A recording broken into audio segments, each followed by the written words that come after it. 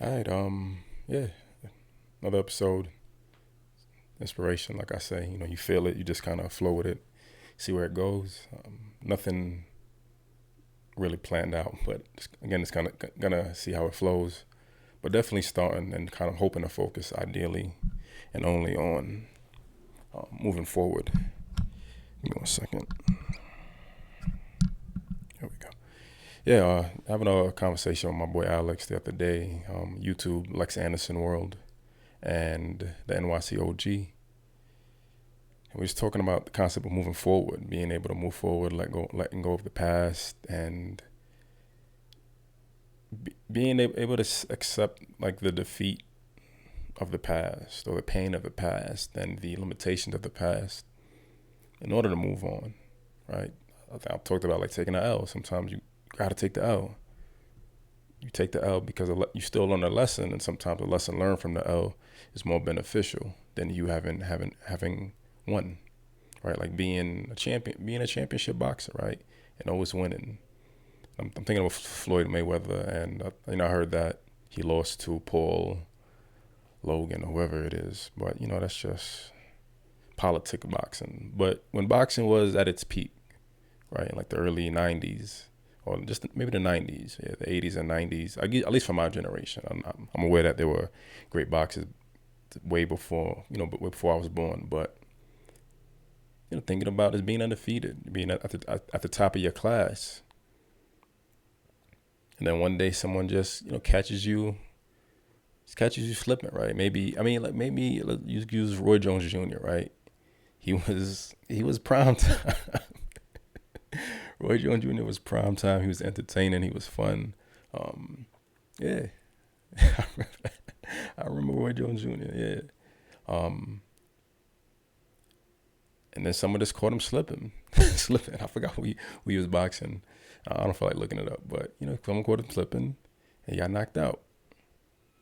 And gain perspective, right? It's the first time you get knocked out, you gain perspective on any level, whether it's professionally, whether it's just in the streets, whether you get choked out by like a sibling, on any level, the first time you get choked out, you gain perspective on what can happen if you don't behave, right? You learn that there's someone who has power and dominion over you, essentially. Like that's the direct perspective. And what do you do with that, right? Thinking about traditional man, traditional human, right? A hunter gatherer.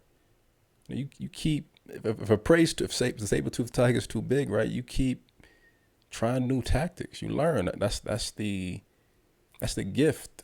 When I say gift in terms of our life experience, that's the gift that your consciousness allows you to think, to create, to innovate, to look forward, to imagine. That's powerful, right? Right. Sometimes you start with the end goal, like I need to eat, so I'm gonna go catch that motherfucker right there. But what's the in between steps? Excuse me. You got to plan and plot, right? If it's the first time, right, you and your tribesmen are out there. For some reason, you just decide to run out, and get slaughtered. They learn, okay, that's not how we're gonna win this battle. That's not what this is. We're not doing that, right? That's all it is. Like I said, it's just passing on information. But you learn from the defeat. You learn from watching others get defeated. That's history, right? That's all it is, right? History repeats itself. We learned the history. We saw the results of everything that happened, but we ain't do anything. We haven't done anything. Still aren't really doing anything. Um, yeah, but sometimes the L allows you to just be like, all right, I need perspective, right? I need perspective. I got to think about what I did. I got to think about what just happened. I got to think about why I lost. I got to think about why that didn't work out. Right? Even work projects, right? School projects. You get a D on a paper. The professor or the teacher tells you what went wrong, what didn't work. And if you care, right? If you care about the investment, if you care about being able to express yourself and articulate your thoughts, I mean, that's what a writing assignment is. critical thinking and teaching you how to shape language and shape your own perspective. If you care, you work at improving the grade. But it seems like, I think once we miss out, I mean, again, everything is multi-layered, right? On one aspect is once you stop being in school or being in spaces where grades are given and people are willing to communicate and, excuse me, communicate and mentor, I guess, essentially, right? I mean, being a teacher is essentially mentoring, right? It's not just grading paper and regurgitating information. There's a skillful teacher, right? Needs to be able to be, I guess, not diverse, flexible, maybe not flexible, but creative. Yeah, you need to be creative because all the students don't learn the same way. And if you're fulfilling your role, if you truly want to fulfill your role, you learn and understand your students. And I know, it sounds cliche, right? It sounds good, like back in the day when there was like 30 kids in a class growing up in the 90s. And I know teachers are dealing with a lot worse now. But again, it's the example, but it applies on all levels, right? Going to a job, like I talked about training, right? You're a new employee, you start the job, you get trained for a week, and it's like, all right, the rest will figure itself out. And if you really care about doing the job properly, right? You care about honoring your social contract. My perspective, right? I keep learning. I ask questions of people who do know, and I stick around and learn, and I ask them follow-up questions as I learn, so that again I could be more independent and I can be successful at what I want to do for myself. Again, applies on every aspect. That's what the L is. Alex brought up Thor Ragnarok, when Midgard, it's gone. It's gone. And Thor's trying to fight for it. And he's like, yo, I mean, we paraphrase. We paraphrase how we're speaking. Yo, you got to let it go. You got to let it go. And we just bouncing and vibing off of the significance of it, right? Letting go of the past. And I just expressed that, it's having faith in the potential of the future, right? Give me 1 second.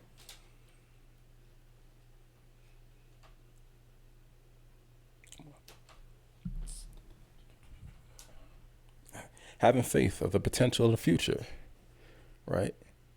As long as enough of my people survive, as long as enough of my people, if I did my job, right, as an emperor and a ruler of a civilization, right, not just ruling and commanding and dictatorship, but like a well-run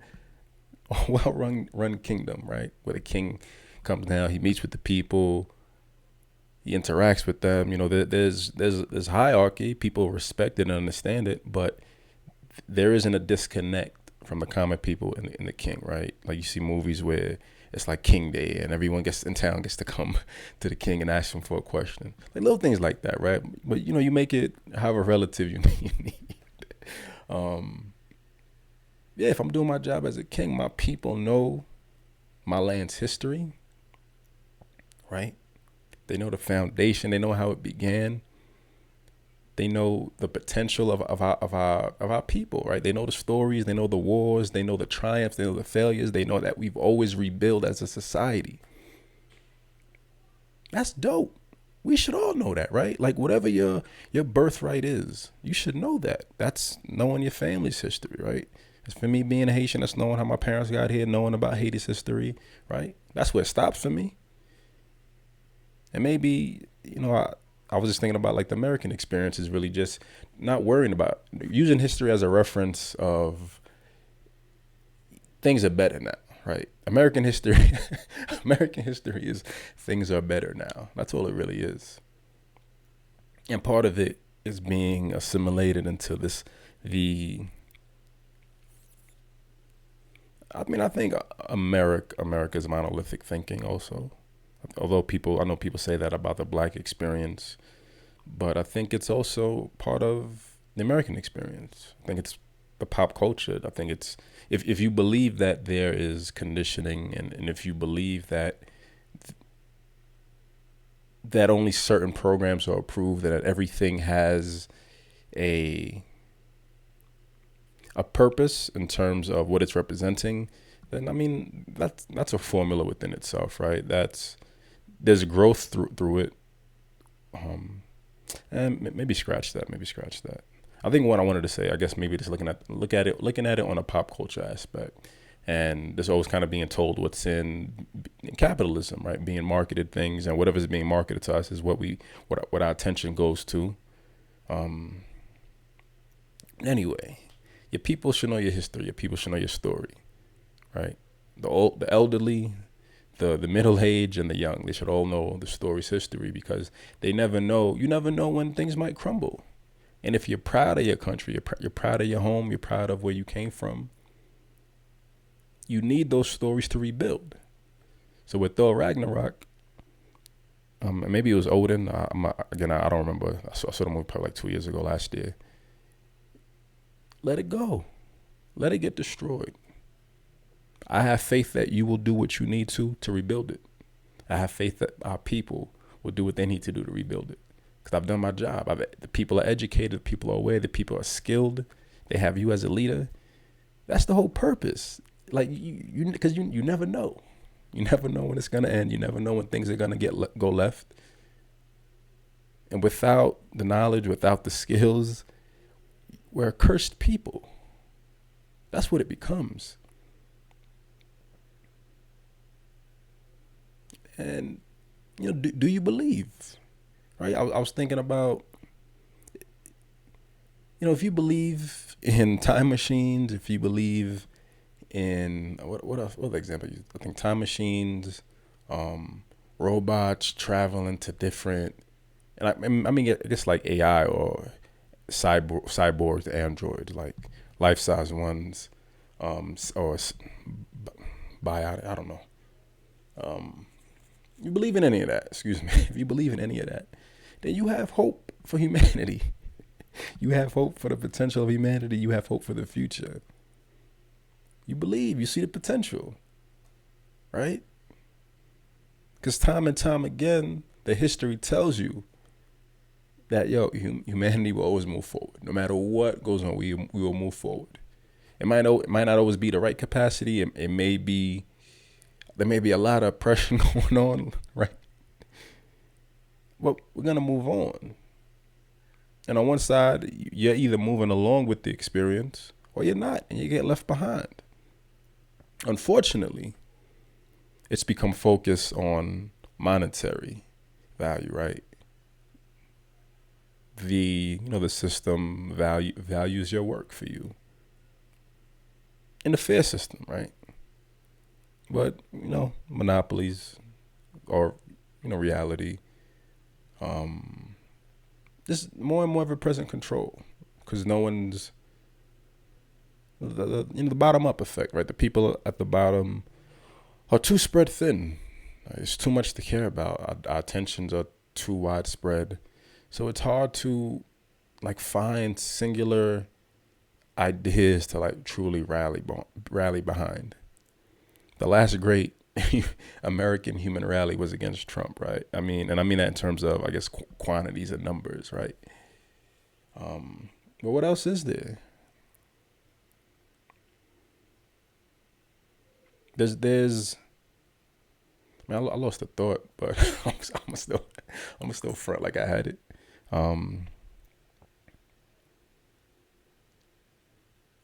There's a limit to what we can care about. Yeah, there's a limit to what we can care about.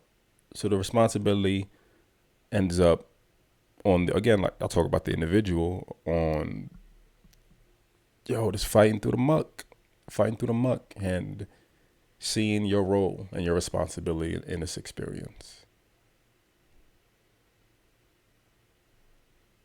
Right, and then the next level is through believing in yourself. Believing in yourself allows you to believe in other people, allows you to see the good in other people. You're more willing to have real life interactions instead of the fake conditions interactions that the screens provide. Again, it's not your real world, right? It's not your real relative world. But yeah, you disconnect from that, and unity, right? I guess that's the goal. Unity forms, and people more willing to do the work that gets people who aren't doing what they need to out of here. Get politicians out of it, out of positions of power. But nah, too distracted. While we, while the lower 99.9% population, I mean, this is like basis. I'm just thinking through it. Grew exponentially. Our unity just divided, right? We just started making. I mean, these are the echo chambers we live in. These are the subreddits and the subgroups, and some of them, are very niche based or skill based or crafts based. But most division on social media is ideology based, and it shouldn't be, right?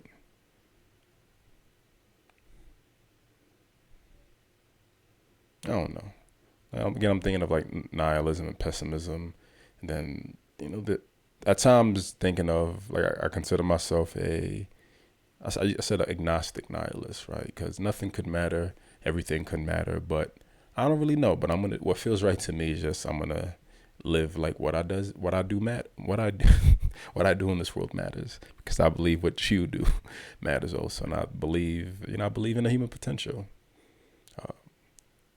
To what end, to what gain, I don't know, but we have like play video games, man, and you go to like a database, like I'm playing Andromeda, Mass Effect Andromeda, and you go to a terminal, right? Those are thinking about what's that show called? The Expanse on Prime, right? You can just find anyone. Anyone's available to be found. You just search their name, And part of me thinks of like in the future, wherever this goes for me, right? If I keep honoring myself, keep doing the work that I need to, and offer inspiration, there's a part of me that will live on the internet forever, right? Unless it's like a massive blackout and all the data files get wiped out. But I'm here on the podcast. I got Cliff Capture's Cloud that's gonna be there. Golf Conditioning is gonna be there. I exist, right? And if someone can find me, if someone can, like when I define this philosophy like officially, someone can find it and like find inspiration, that's dope, right? Isn't it dope that Michael Jackson can inspire you even though he's dead? Isn't it dope that Tupac can inspire you even though he's dead? Isn't it dope that any artist that you have never met can still inspire you even though you've never met them? It's relative energy. And that's what it's supposed to be. Again, that honoring yourself, honoring the work that you want to do, and then present yourself to the world. And however many people know you. And that should be enough. And that can be enough. Because you become part of the story. You become part of the history, right? You're part of their origin story. Like when I tell a story, I talk about Ayn Rand. She's part of my origin story. Atlas Shrugged is part of my origin story. It allowed me to see that I was not I thought I was crazy. I really thought I was crazy. I thought I was insane for being this. And part of it, like I say, is everything is victim mentality. Everything is victim mentality. And I'll hopefully I'll remember to bring up another point I had about that. I felt like I was crazy because I was just expressing the thoughts and perspectives that people just weren't used to, because I think a lot of people, especially younger people, are just zeroed in. Guys are just zeroed in on one thing, or a few things. Well, I'm just like, what's going all over, trying to find different layers, and it becomes it becomes lonely to an extent, right? And I don't say that in an arrogant way. There's this quote in Harry Potter that J.K. Rowling wrote about Dumbledore. And hold on, let's see.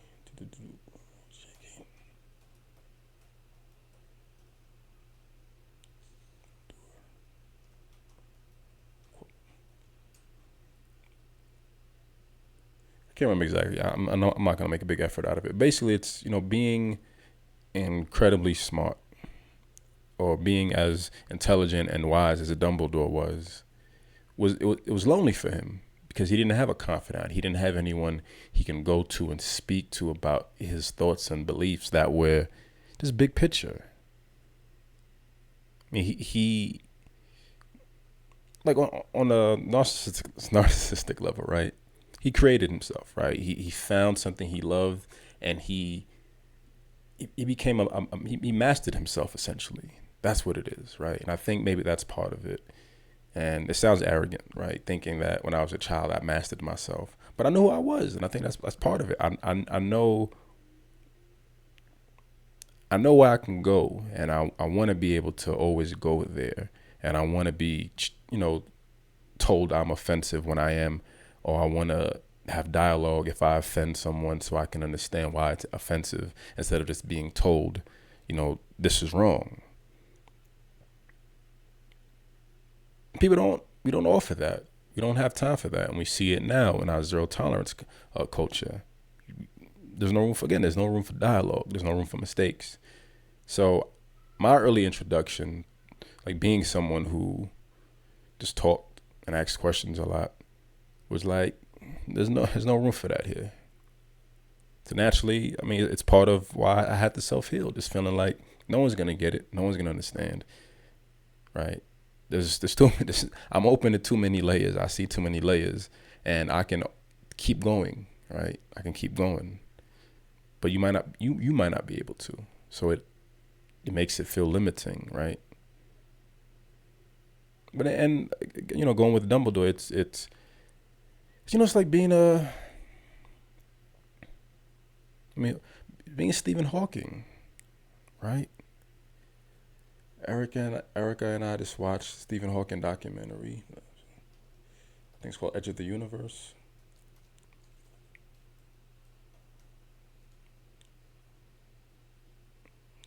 Come on.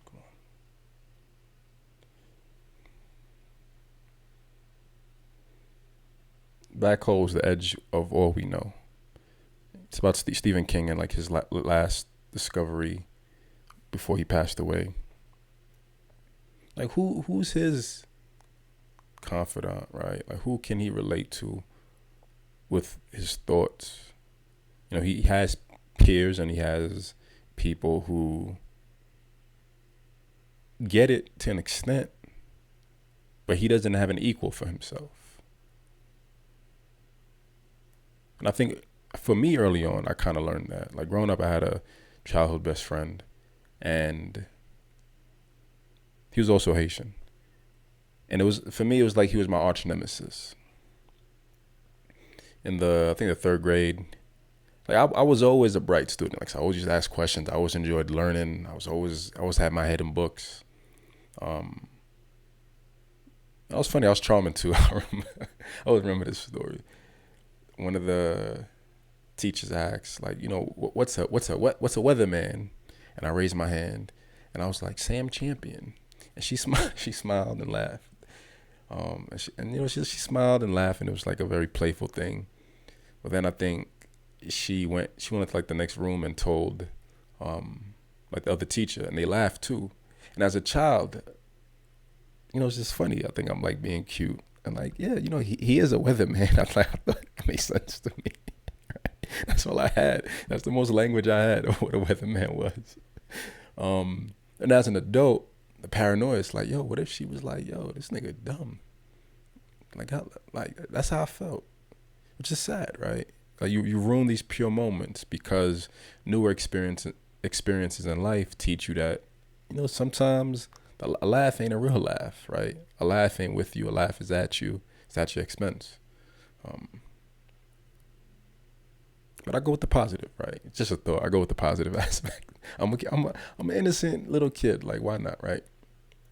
Yeah, third grade. Kid comes into class. Usually, I was like a small, arrogant little shit. I was always had my hands up. So I always knew. One day the teacher asked a question, and the new kid answered. And I looked at him like, what the fuck is you? Like, yo, this my territory. That's mine, right? And I think I just introduced. I think I went up to him. I was like, "Oh, like you smart, huh?" Like just like some arrogant shit. Yo, like yo, we became childhood best friends from that day, man. We walked home. I think probably like later that week, and it was raining. And he said, "The rain is penetrating my jacket." And I was like, "Yeah, yeah, mine too." And we walked. We hit like the corner where we both were usually split off. And I ran home. I got the dictionary, and I was like penetrating. Like, what the fuck? I'm like, dang. I said, shit. Like, he's smarter than me, right? Thinking about it as a child, right? And then we just competed a lot as children, and mostly like through education and grades. But someone who, again, just felt like an arch nemesis, but like in a positive way, right? Like, we both are Haitian. We both live like the same block distance away from Ocean Ave.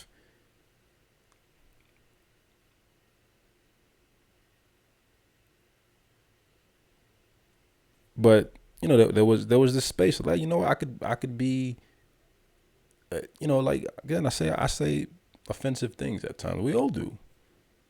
But I'm always willing to learn and be like, yo, my fault. Like, we talked maybe like earlier this year, and he said I made a comment when we were kids that like offended him. And like afterward, like I looked at him, I saw that he was offended, and I ran up to him. And I was like, yo, like, I apologize for it, which is it's dope, and it's important for me. Not important for me. I mean, it makes me feel good to know that like a lot of this is just innate. Like throughout it all, there's still a heart in me, right? If that was who I was as a child, forgiving, not even forgiving, but being able to apologize for my faults and like all my shit, then I want to honor the innocence of childhood, right? Like that's what it should be, and honor the innocence of childhood. And then we went to junior high school together, and same type of competition. We went to different high schools, and then there wasn't there wasn't that there wasn't that competition anymore, right? It wasn't it wasn't the same experience. And then eventually, throughout the years, I found people who I could like continue the long drawn out conversations with, right? The people you can go to a bar with and just for hours just talk about life and perspectives. Start on one topic and just keep going and going. And that's what I like. I like the long drawn out conversation. I like the long dialogue. I like the ability to just consider different layers. I think part of it is just a natural curiosity about the possibilities. Part of it is at times wanting to mitigate risk. You ask the right people for advice, right? You ask people for advice that will be unbiased and fair, right? And then you do what you want at the end of the day, regardless, right?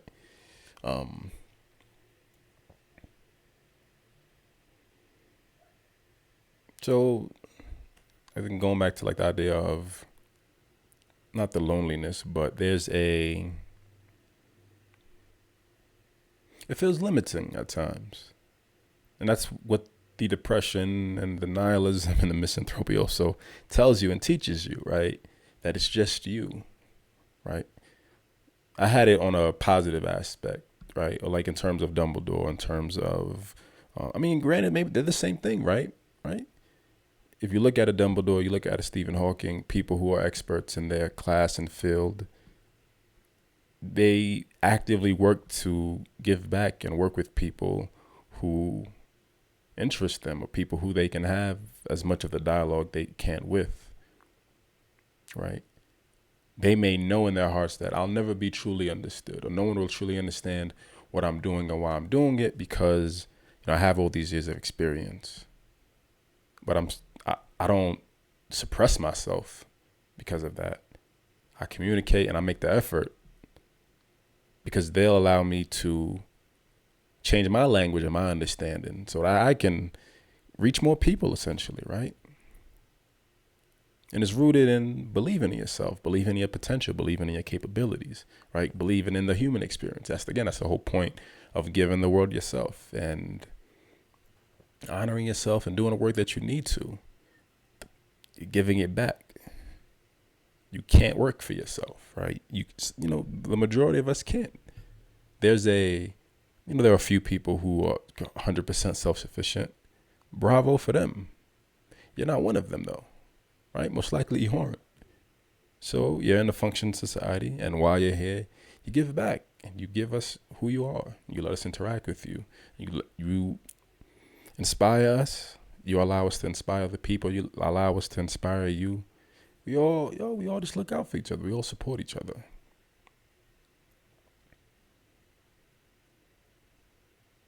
And part of it is letting go, right? Letting go of the past negative perspectives, letting go of the past self, letting go of the limitations, letting go of the ideas and ideologies. I always say that and repeat, ideas and ideologies that limit the experience. I tell you,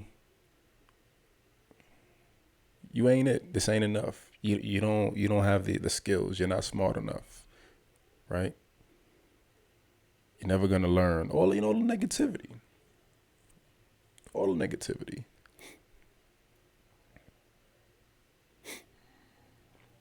You gotta move forward from it, right? Midgar fell. As long as enough people survive, the story goes on, the legend goes on, and they rebuild bigger and stronger, right?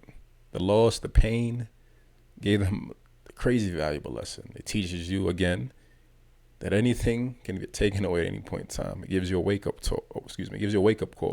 So you don't get too comfortable, right? 2020, same thing. 2020, the wake up call. Anything can and will be taken away. How do you adjust? How do you move forward? You see that a lot of the response still is aligned with living in 2020. Right? Maybe not even a lot, some ideologies, I'll rephrase, some ideologies are still stuck in living in the past, living in 2020, living with that fear. And again, the fear is relative, right? Fear is relative to your experience. But so is the reality, I guess, right? If you pause and think about the reality of last year compared to this year, what's the potential for tomorrow? But, it depends on what you're looking at, depends on who your sources are, depends on who you're going to for information. And that's your right through and through. You have every right to, believe what you want to believe. It's your life to choose from. But you have to move forward.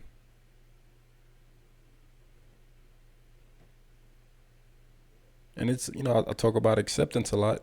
Moving forward deals with it's acceptance shit, right? That's the first step. I did it. I didn't do it. Yeah, I said that. Should have said this. All the shoulda, coulda, woulda, all the doubts. Yes, it's all fine. It happened. It's all good. It's all good. It's all good, right? What's the next step from it? How do you work toward moving forward? It's always the same solutions, right? You find the things you love, you find the things you care about, you immerse yourself in positivity, you immerse yourself in moving and acting and thinking about moving forward. If your body is always moving forward, right? And I mean practically in terms of creation, right? Let's say me writing a book. That, again, like the end goal is there. I see the end vision. I have the imagination. I see the potential. I believe in the book and what it represents. What are the steps in between? The steps in between are me moving forward. If I don't write it, I'm staying stuck in the past. I'm not using the imagination to reach the potential. you believe in it, right? Like on in any aspect, in anything you believe in, you don't believe in homelessness. You don't believe in children dying from starvation. You don't believe in children dying from dehydration. You believe in Elon Musk, like I said, getting humans to Mars. You believe in finding new energy. You believe in finding a way to recycle plastic and make it, cause less damage in the oceans, in the world, and everything. What's the next step? What's the point of believing if you're just gonna stay stagnant on it, right? You're gonna wait for someone else to do it. Why would I rebuild Midgard? That's not my home, right? You can come here, right? That's black experience, right? That's immigration in the U.S. I'm not gonna really let you rebuild what you had. You can come here, you can have this land, but you're gonna live by our rules as we see fit. How many years of that has that been? For most groups, they're not gonna let you rebuild home. Can't do that. Can't do that.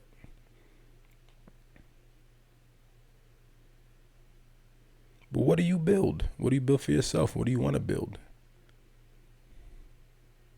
What do you want from the build?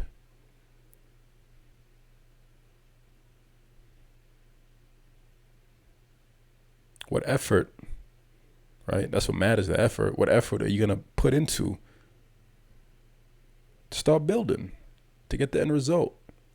I thought maybe like 2 days ago, and this was like a heavy thought, man. This the realization that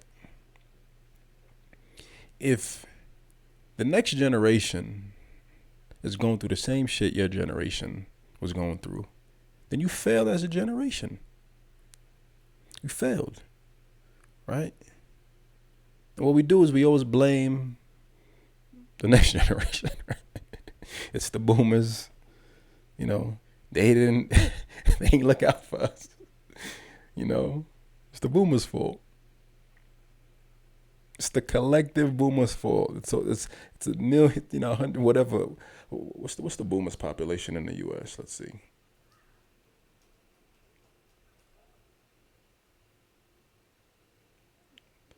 Where's the boomer population? 71.6 million, 71.6 million baby boomers. It's their fault. It's their fault. Again, mind you, same people. The same people who were in office when your parents probably just got here, right? Still there now. But it's the collective's fault. It's just the collective's fault.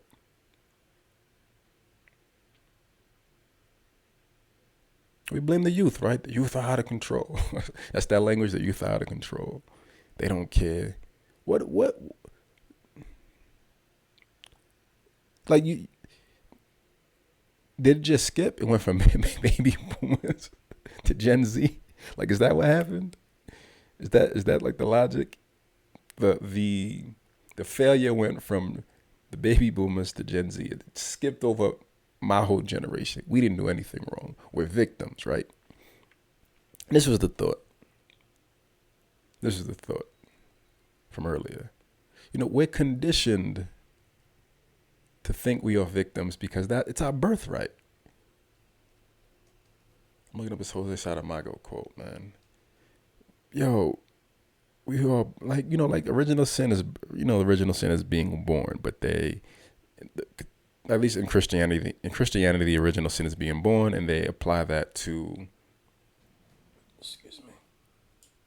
they apply that to God, right? Adam and Eve eating the apple, and through them eating the apple, gaining knowledge, having sex, and having children, and those children being born from sin. You take away the religious aspect, we're born victims.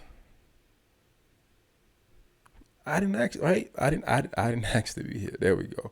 Jose Saramago quote, man. Where is it at? Come on, don't do this. We are born. Hold on.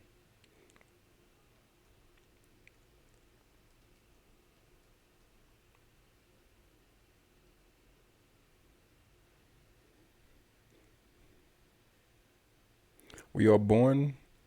When we are born, when we enter this world, it is as if we signed a pact for the rest of our life. But a day may come when we will ask ourselves, who signed this on my behalf? Right? You didn't ask to be here. None of us asked to be here. We were brought here against our will, against our agreement, against our terms, against our better knowing judgment for some of us. So your birthright is feeling like a victim, right? Like the natural conditioning of existence. It's like, yo, I didn't ask to be here. Like, why am I here? And then you elevate and add all the other oppression and perspectives to it. And you make the choice. What do you do with the awareness? I'm here, right? I'm here. Right? A man said to the universe, I exist. Universe said, the fuck that got to do with me? And nigga, so, all right, cool. I exist too. What's up?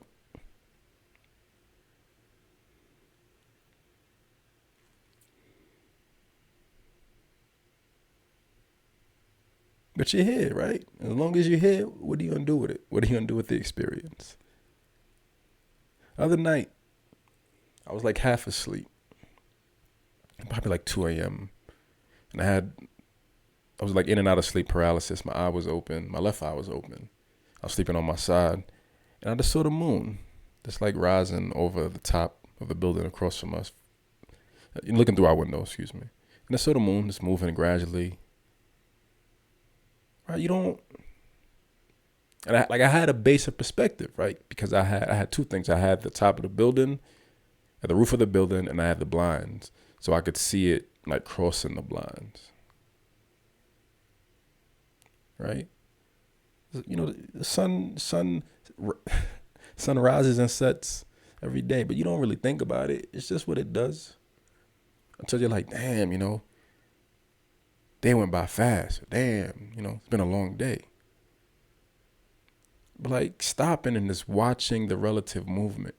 It's a reminder that, yo, with or without you, again, it's moving forward. It's moving forward. Physically, it's moving with you, right? And physically, you're moving with it.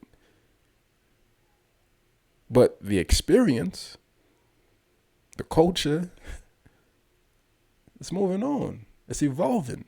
It has to evolve. Do you evolve with it? Do you move forward with whatever the relative shift and changes, with the relative needs? Do you evolve?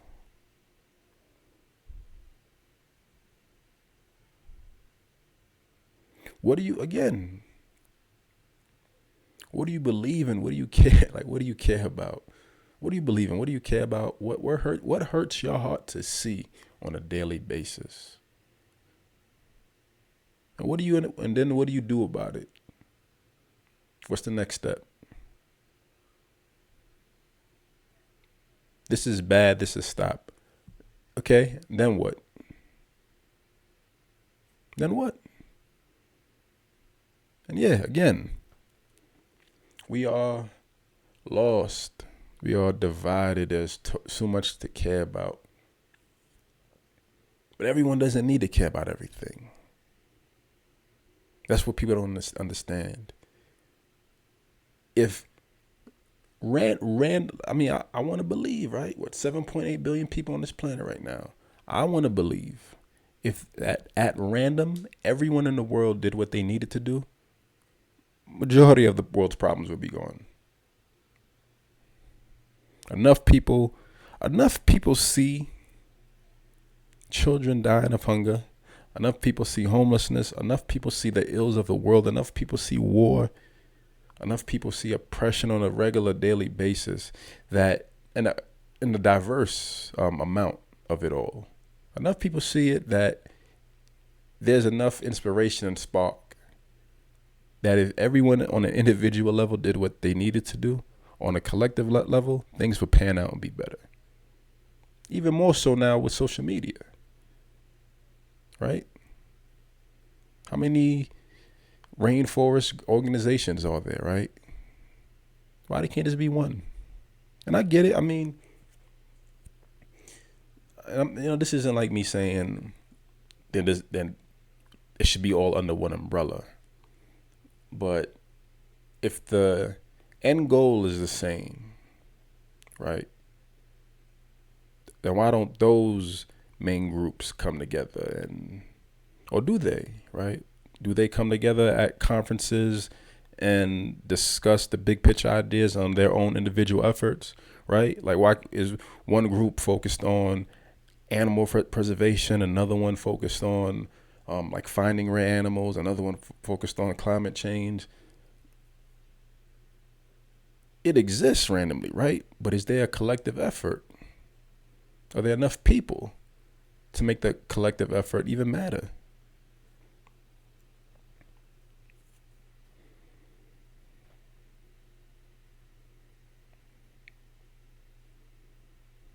The challenge for me has always been, going back to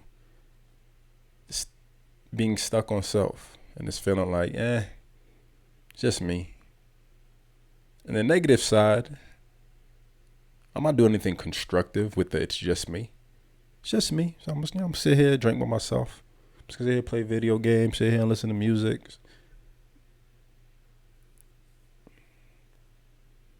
I accept the limitation. I accept that it's just me, so I create the world I want to live in that is just me. Right? But if I feel it's just me and it's like, okay, but it doesn't have to be, because I know other people who think outside the box. I know it exists. Let's connect. Let's collaborate. Let's work on big picture ideas. That's what it should be, right? There's enough to care about. Again, everyone's doing their part. You don't need to be representative in every single aspect of every single cause or issue that you care about. Some you physically put energy into. Some you just provide monetary value. Sometimes you're just a body in the crowd, right? And if you can't, you put money. You support. You do what you relatively can to support the progress and the forward movement. Because we all have to collectively move forward. It can't just be this organization is moving forward. It can't just be, you can't just focus on if climate change is real. But if we're trying to preserve the rainforest, it can't just be the climate change experts focus on that one field. Someone needs to care about the animals. Someone needs to care about the trees. Someone needs to care about, the tribes that may live there. There's all these other layers. Again, everything is multi-layered. There's big picture ideas, but there's these other layers that require a collective conversation, a collective plan, collective solution. And I know, again, I'm always thinking big picture and utopian-esque. But that's the hope. That's the potential. I think there's a potential to create balance. I think there's a potential to make life more fair. Yeah. Well, what would be the point of anyone doing anything if they didn't believe that? You have to. I think you have to. I think you have to believe that things can and will get better. Again, that's the American story, right? It's not as bad. It's not as bad as yesterday. It's not as bad as before, right?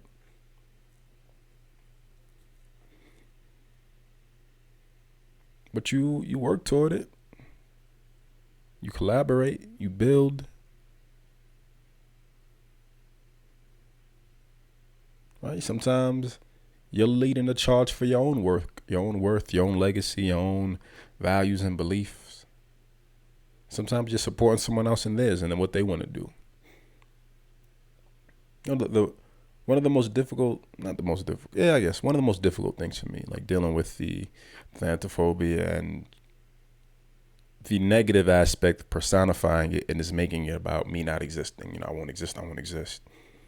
And I had a conversation with my boy Alex, and he was like, "Yeah, but Cliff, man, y'all have your legacy. Y'all have your legacy."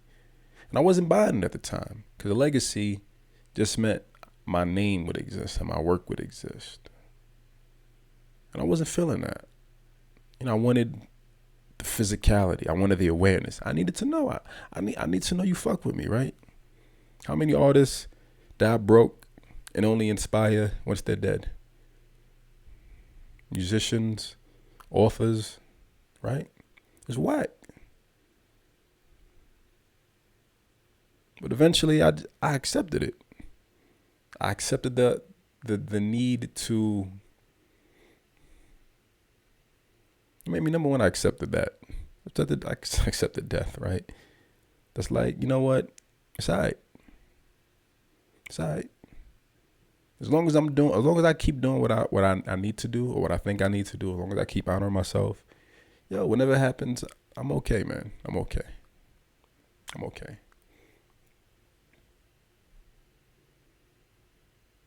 And I reached that point. Years later. But I reached that point and I can accept that. And through that comes the natural desire, my natural desire rather, just to support and guide and share stories, share perspectives, show the potential for growth, show the potential for change. Every single experience, every single interaction, every single conversation has an impact, right? Like I said, I learned early on that the things I say have impact, and that's why I try to be mindful of what I say. I try. When I'm at fault, I want you to let me know. Let's resolve the issue. Like I said, I'm aware you. I'm gonna talk it out. Let's resolve the issue. That's what I want. That's what I always want. Right? I can be wrong. I'm wrong. All right, my fault. Tell me I'm wrong though. No, excuse me, Nana. Tell me I'm wrong and then my fault. Or vice versa. Whatever comes naturally, whatever flows, right? It could be both. All right, I could be sorry that I offended you. Before I never did that. If I offended, that's that, the asshole mentality, that arrogant asshole mentality. When you offend someone, you're like, I'm sorry you felt that way. Right? I'm sorry you felt that way. Like what? Like what does that mean, right? I should say that a lot. I'm sorry you feel that way. Right? But because I didn't have the language for it, because I was still stuck in the negativity. Right? I know I didn't purposely do anything wrong, but now I'm the victim. You're trying to make me look like a bad person. So I flip it, right?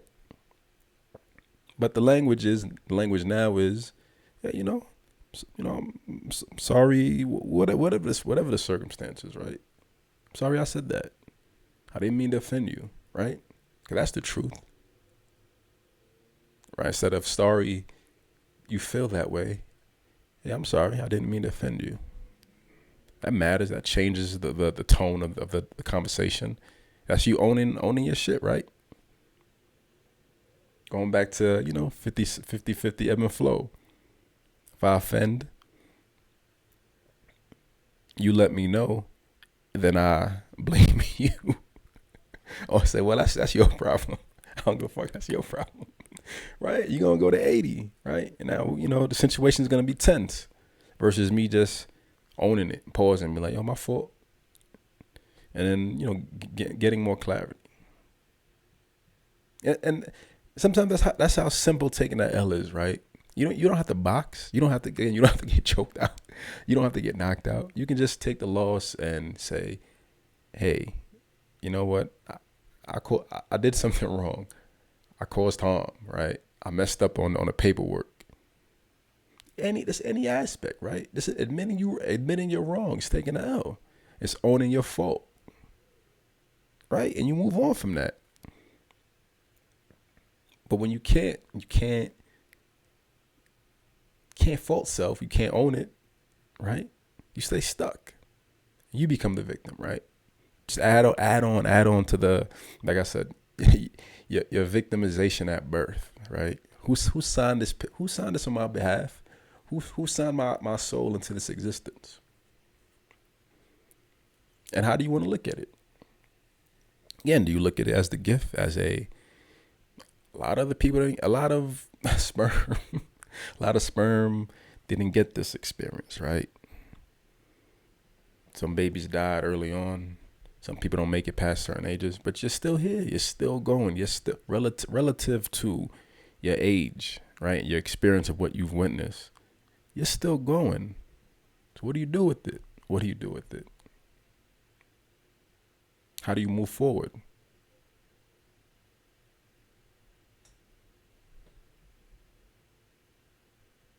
I mean, I think part of it, like I brought up the thought I had maybe 2 days ago about, failing the younger generation, right? They're still going through it. It's better, relatively. It's better. It's better in terms of, maybe that's all it is, right? I mean, maybe all we can expect is relative growth. Maybe that's part of it. Maybe we can only expect relative growth because people aren't conditioned to experience extreme change. It's unhealthy. Again, 2020, COVID, unhealthy. But going back to Ragnarok, right? So I'm gonna solve it as I go, right? Again, trying to be. I mean, I think that's part of the transition, like into like pessimistic thought, right? The hope and the potential. So going from, the experience isn't supposed to be this way, and people can't handle extremes, and COVID is as an example of people not being able to handle extremes. What's the potential, right? Ragnarok. Your whole city, your safe haven gets destroyed. What do you do with that? Your whole life changed in an instant, right? The unexpected happened. That's an extreme, right? That's an extreme. You find a new home, you move forward, right? You rebuild. And it's relative to that experience, losing your country, your home, your space, your borders, right? But relative to your experience, what can you lose? What do you lose? What have you lost that you need to move forward from? What do you need to let go of, or rethink, or reimagine? What do you need to solve? How do you move forward, right?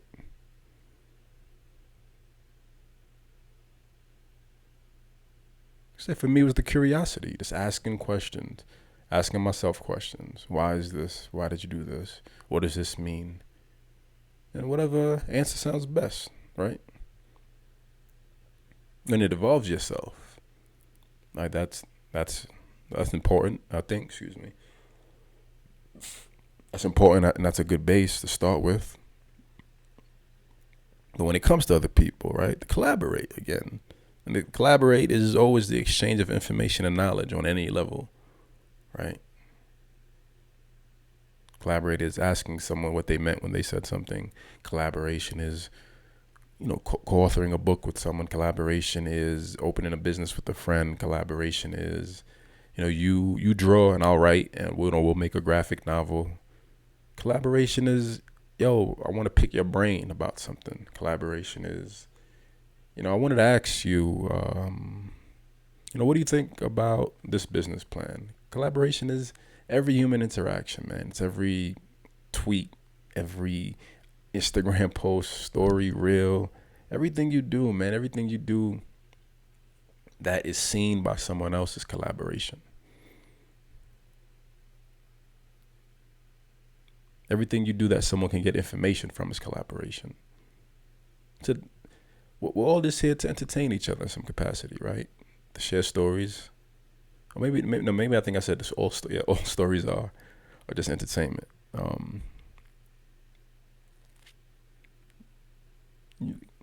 So collaborate, man. Collaborate. Find the people who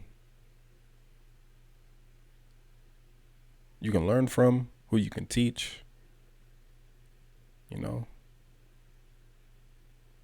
That's being great, right?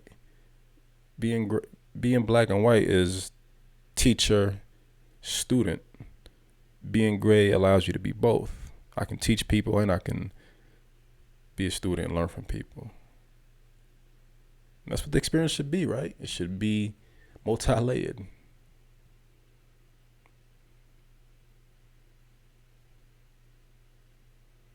Right? Life and death. That's a duality. But in between is this life experience. That's what matters, right? While you're aware, while you're conscious, while you have the ability of movement, of free thought. What do you do with it? What do you do with it? That was a funny voice. Wait, what do you do with it?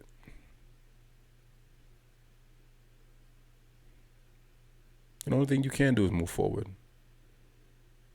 The only thing you should do, the only thing that makes sense to do, is to move forward. Again, because even if you don't want to, everything else is.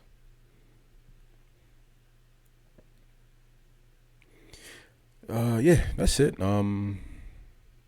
Appreciate you watching, listening. Be safe. Until next time. Peace.